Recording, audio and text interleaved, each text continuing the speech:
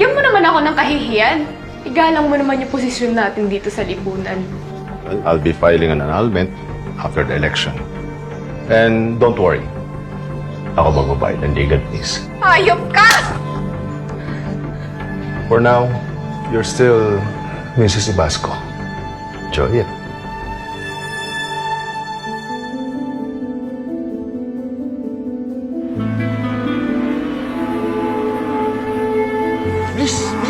Please. Hoy! Ano yan? Patawarin niyo po yung asawa ko! Bitiwan niyo siya! Madam! Siya yung asawa ng Jojo, yung nagnakaw ng mga baka natin sa radyo. Yan. Hayop ka talaga. Kating-kating ka na makipaghiwalay sa akin. Wala naman patutunguhan na relasyon nito eh. Pwede kitang ilapit sa asawa ko, pero sa isang kondisyon. Anong kondisyon? Tipingan mo siya. Ho!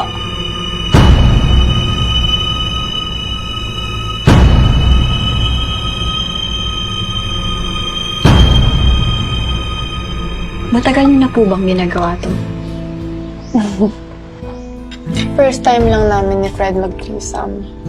Hindi ko nga in-expect na ganun ka-wild si Mar. Love, ano ba? Kababuyan na to, Mrs. Ibasco. Kaya ang gusto ko, 10 milyon kapalit ng puri ko. Pwede kong gawing 5 beses yun. Paras kayong baliw mag-asawa.